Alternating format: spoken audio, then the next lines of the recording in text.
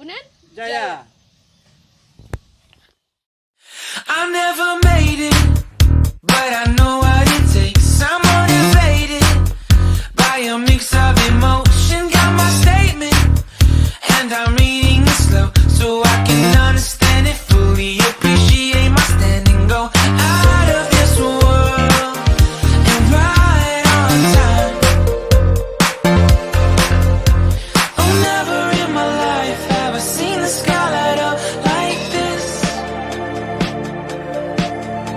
I'm far away from Earth and I wanna know if you exist. Mission control, do you read me? Send me my coordinates lately.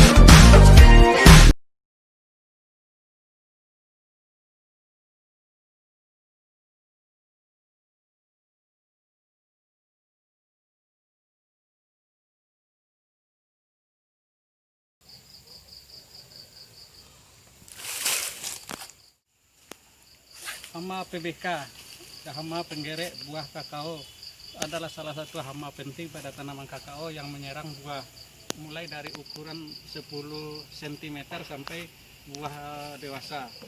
Gejala serangan dari hama PBK pertama terjadi belang-belang pada kulit buah sebelum kita panen, kemudian masak terlalu cepat, belum pada waktunya dia sudah matang. Kemudian apabila kita panen, kita kuncang tidak berbunyi. Kemudian setelah itu terasa bunyi. Kemudian kita belah, akan terjadi bijinya lengket.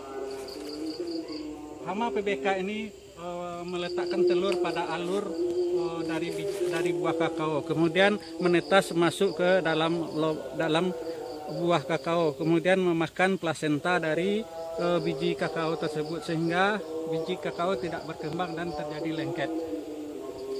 Untuk pengendalian hama PBK, pertama itu kita melakukan pemangkasan kebun. Kenapa dilakukan pemangkasan? Karena hama PBK tidak tahan terhadap cahaya matahari. Karena hama ini aktifnya pada malam hari. Jadi perlu kita lakukan pemangkasan, baik itu pemangkasan tanaman kakao maupun pemangkasan pohon pelindung. Kemudian pengendaliannya panen sering. Kalau sudah kita ketemukan gejala seperti ini, bintik-bintik kuning, itu segera dipanen kemudian diperam supaya ulatnya keluar dan kemudian ulat itu kita bunuh. Selanjutnya pakai sarungisasi. Buah kakao yang berukuran 10 cm tadi kita lakukan penyarungan agar sebelum hama PBK tadi meletakkan telur, kita sarung dulu. Kemudian terakhir dengan APH, yaitu menggunakan media MS yang telah kita lakukan di kebun tadi. Sekian mungkin, terima kasih.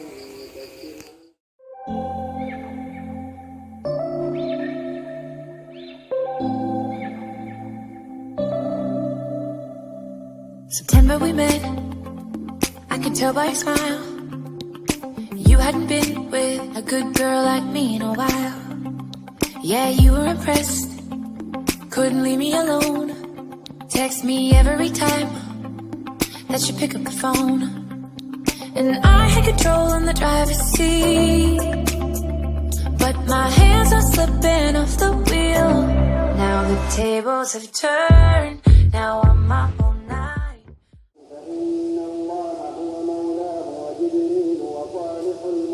Oke, mitra perkebunan semuanya, jumpa lagi. Kali ini kami tim POPT Perlintahan Gunung Provinsi Sumatera Barat akan melaksanakan demo teknologi dalam rangka mencari teknologi baru untuk mengendalikan VSD. Ini kebetulan di lahan kelompok Sayul, Kabupaten Solo, kita menemukan temuan baru gejala serangan VSD. Untuk kawan-kawan mitra perkebunan semua ketahui bahwa VSD ini salah satu penyakit yang cukup utama atau termasuk OPT utama di tanaman kakao karena dia bersifat mengganggu kerja sistem bulu. Jadi untuk kawan-kawan perkebunan ketahui, cara kita ingin memberikan sedikit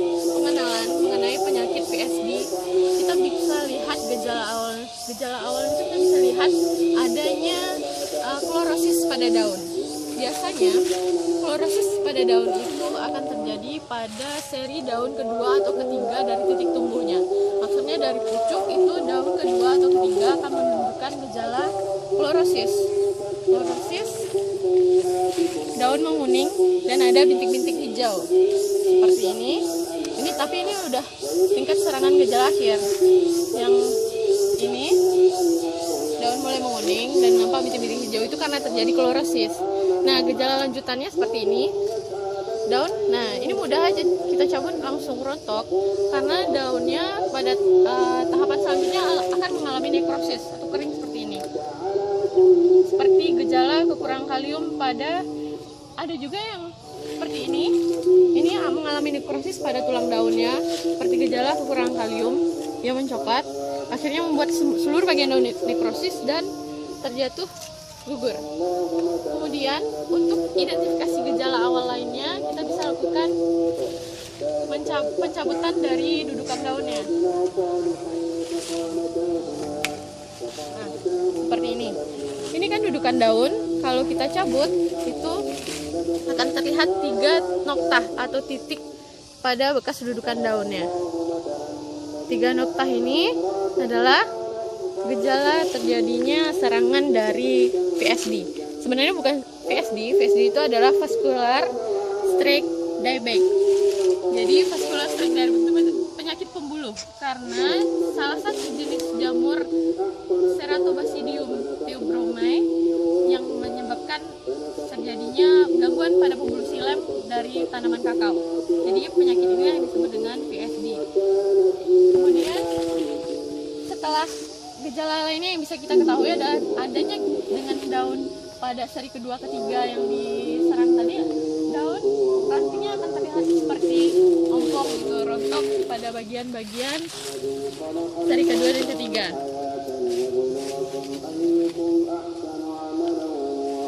Untuk identifikasi lanjutan, kawan-kawan mitra perkebunan semuanya bisa melihat untuk lebih jelasnya dengan cara dipotong bagian rantingnya, bagian tengahnya akan terlihat garis-garis atau alur hitam, coklat kehitaman. Coba kita cek. Nah,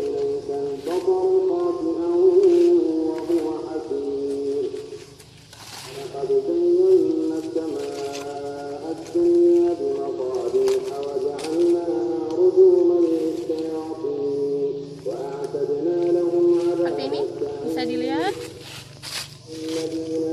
bagian coklat di bagian vertikal ketika dipotong, bagian tengahnya akan terlihat. Nah, tuh. Ini pembuluh silem yang diserang oleh jamur Ceratobasidium theobromai. Jadi kerja atau serangan yang disebabkan oleh jamur ini dia menyerang pembuluh silem sehingga silem yang berfungsi mengangkat unsur hara dan air ke bagian daun itu terganggu dan air tidak sampai ke bagian pucuk. Karena itulah pada daun pada seri kedua dan ketiga itu menjadi menguning dan mengalami klorosis.